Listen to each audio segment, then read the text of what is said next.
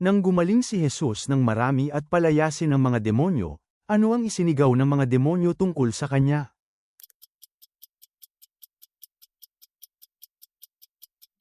Anak ng Diyos. Sa pagtatapos ni Pablo ng liham sa mga taga-Galasya, ano ang kanyang binabasbasan na sumama sa espiritu ng mga kapatid?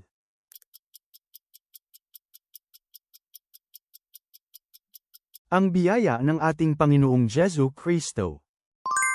Sino ang dalawang kasama ni Pablo na naiwan sa Berea?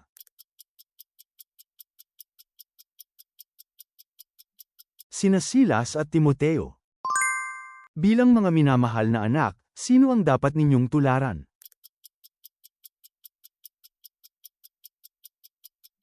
Diyos. Ano ang tawag ni Jesus sa kanyang sarili sa Juan Kapitulo 14 versikulo 6?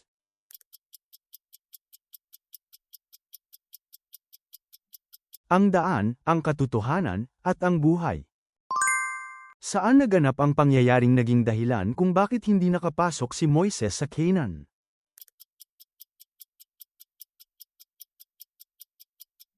Meriba.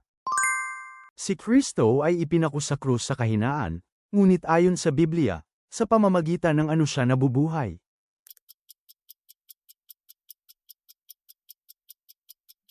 Kapangyarihan ng Diyos. Sino ang grupong tumanggi sa muling pagkabuhay at kalaban ng mga Pariso?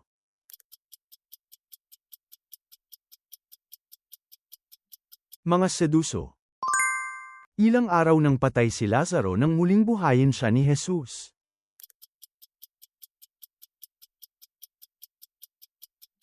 Apat na araw.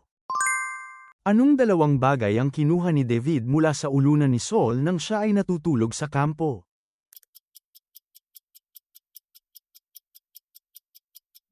Sibat at lalagyan ng tubig. Saang lungsod nanirahan si Sennacherib na hari ng Assyria pagkatapos niyang umuwi?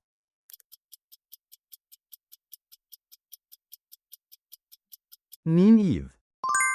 Saan nagtipon at nanalangin ang mga alagad habang hinihintay ang pagkakaloob ng Espiritu Santo ayon sa mga gawa?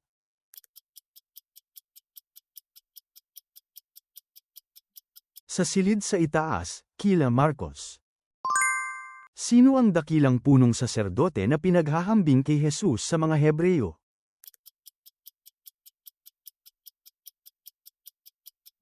Melchizedek. Saan inilibing si Jacob nang siya ay namatay?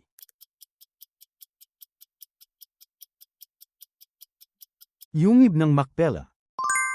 Ano ang kalagayan ng iglesia sa Smyrna ayon sa Pahayag Kapitulo 2?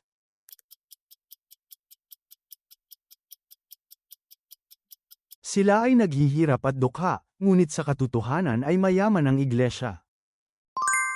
Anong parusa ang tinanggap ni Jesus bago siya ipinako sa krus?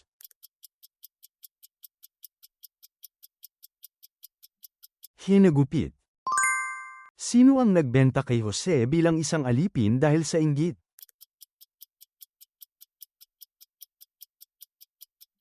Ang kanyang mga kapatid. Sinong anak ni David ang nagtangkang maging hari noong matanda na si David?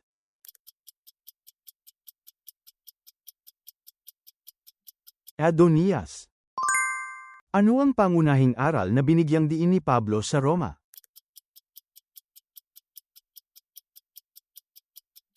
Pagpapawalang sala sa pamamagitan ng pananampalataya.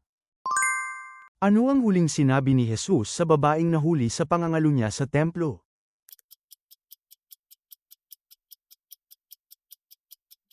Huwag ka nang magkasala pa.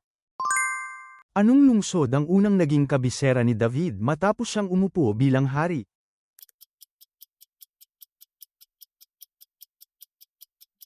Hebron. Ayon sa Roma Kapitulo 13, kanino dapat paikop ang bawat isa?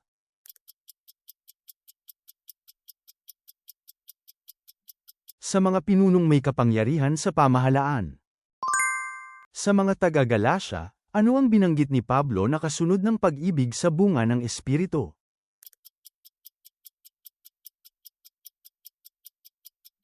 Kagalakan. Ayon sa Awit Kapitulo 16, sa harapan ng Panginoon ay may kaligayahang lubos. Ano ang nasa kanyang kanan?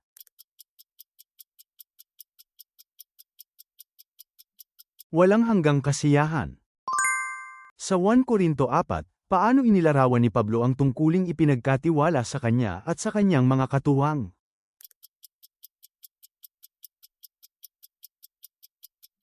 Bilang mga kaitiwala ng mga lihim ng Diyos. Ano ang iniipon ng taong may pusong hindi nagsisisi?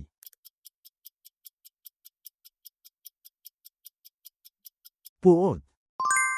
Magalit kayo ngunit huwag magkasala, hanggang kailan hindi ninyo dapat manatili sa galit, ayon sa talatang binabanggit ang paglubog ng araw.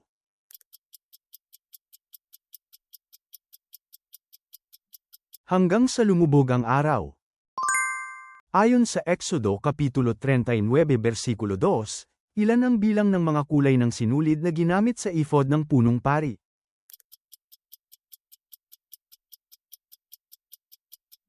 5.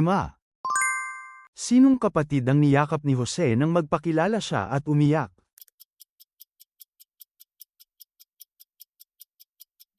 Benjamin.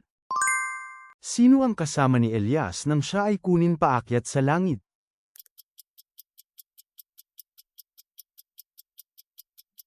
Eliseo.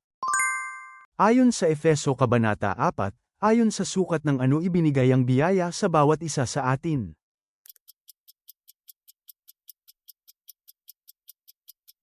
Sukat ng kaloob ni Kristo. Bakit kumalat ang pangalan ni Mordecai at siya ay naging tanyag?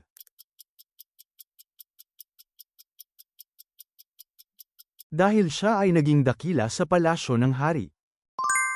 Nang umahan muli si Jacob sa Bethel at nagtayo ng dambana, anong pangalan ang muling kinumpirma ng Diyos para sa kanya?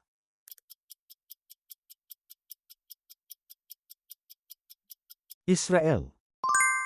Sa anong kalagayan tumakas ang mga anak ni Eskeva matapos silang matalo ng demonyo?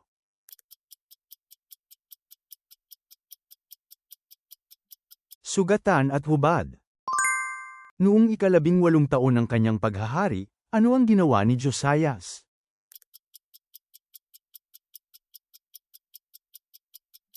Nilinis ang lupain at ang santuaryo at ipinaayos ang templo ni Yahweh. Ang pagtutuling tinanggap ninyo kay Kristo ay hindi ginawa ng kamay ng tao, ito ay paghubad ng ano?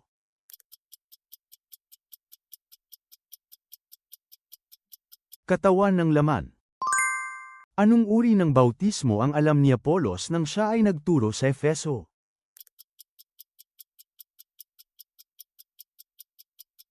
Bautismo ni Juan. Gaano karaming ginto ang ibinigay ng reyna ng Sheba kay Solomon bilang regalo?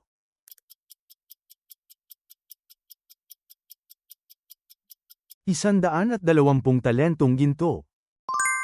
Sinong hari ng Israel ang tinularan ni Manases sa paggawa ng kasamaan at pagtatayo ng dambana para kay Baal?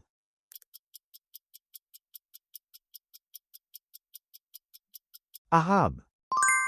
Aling sulat ang naglalaman ng pahayag ni Pablo tungkol sa kanyang tinik sa laman na kanyang hiniling na alisin?